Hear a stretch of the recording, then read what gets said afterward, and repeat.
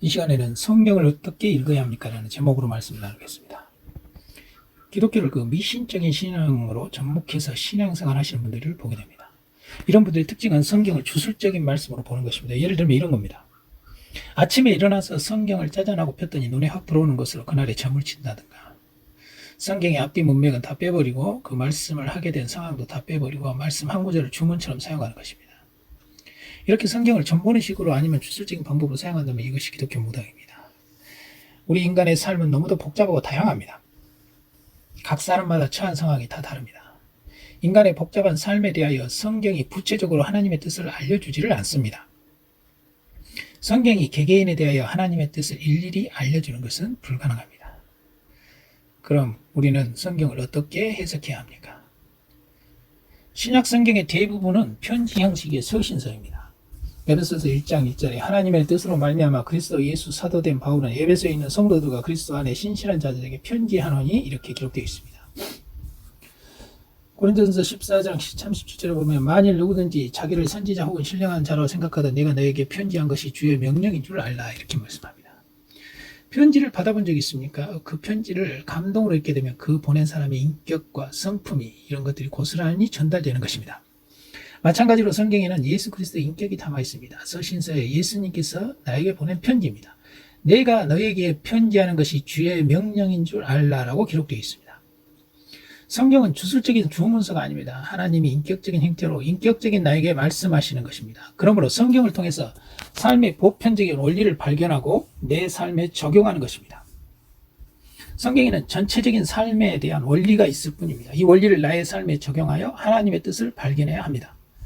그럼 성경을 나의 삶에 적용하는 것은 어렵겠네요? 아닙니다. 적용할 수 있도록 도우시는 이가 있습니다. 그 사역을 바로 성령님이 그 일을 하시는 것입니다. 요한복음 14장 26절에 보혜사 곧 아버지께서 내 이름으로 보내실 성령 그가 너희에게 모든 것을 가르치시고 내가 너희에게 말한 모든 것을 생각나게 하시리라 말씀합니다. 우리가 성경을 보면서 주의해야 하는 것은 성경을 극단적인 우화적인 방법으로 해석하지 말라는 것입니다. 우화적인 해석이란 성경에 억지로 기묘한 뜻을 부여하는 해석입니다. 예를 들어 이런 겁니다.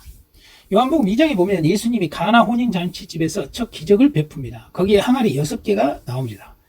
이 항아리에 또 의미를 부여합니다. 항아리 6개는 6,000년을 말한다. 그래서 6,000년 후에 예수님이 오신다라는 식으로 억지로 해석을 하는 것입니다. 이렇게 성경을 우화적으로 해석하면 설교를 들으면 얼마나 그럴듯한지 모릅니다. 우화적인 해석은 성직자를 우상화시킵니다. 일반 성도는 성경을 해석할 수 없고 특별한 성직자만이 해석한다고 착각하게 만듭니다. 우상화된 성직자는 부패해지고 교인은 성직자에게 농락당하게 되는 것입니다. 이것이 점점 심해지면 성직자는 재앙처럼 군림하게 되고 평신도는 병신도가 되어버리는 것입니다. 세 번째, 우리가 성경을 읽을 때 참고해야 되는 것이 이것입니다. 앞뒤 문맥과 시대적 배경을 무시해서는 안 된다는 것입니다. 로마서 12장 20절을 보면 내 원수가 줄이거든 목이 마르고 목마르거든 마시게 하고 그리함으로 내가 숯불을 그 머리에 쌓아놓으리라는 구절이 있습니다. 여기 당시에는 전기가 없는 시대입니다. 불신은 이웃에게 나눠주는 것은 너무나 고마운 일입니다. 이런 시대적 배경을 파악하고 성경을 읽어야 한다는 겁니다. 또 계시록 7장 4절을 보면 내가 입맞은 자의 수를 들으니 이스라엘 자손의 각 지파 중에서 입맞은 자들은 14만 4천이라 기록이 있습니다. 여기 14만 4천이라는 숫자는 허다한 무리를 상징하는 의미입니다. 그 당시 히브리인들은 숫자의 의미를 부여하여 상징성을 사용하였습니다. 그 히브리인들에게 천이라는 숫자는 셀 수 없이 많은 수를 상징하는 겁니다. 14만 4천은 구약의 12지파와 신약의 12제자의 허다한 무리를 상징하는 1천이라는 숫자를 곱한 것으로 구약시대와 신약시대에 구원받은 허다한 무리를 상징하는 것입니다. 이것은 예수님 이전 사람도 예수님 이후 사람도 모두 예수님의 십자가로 인해서 구원받는다는 의미입니다. 그 숫자가 셀 수 없이 많다는 의미로 사용되는 것입니다. 그런데 지금 이단들 중에는 이 14만 4천이라는 숫자를 이런 당시의 배경을 무시한 채 구원받은 숫자가 14만 4천이라고 해석합니다.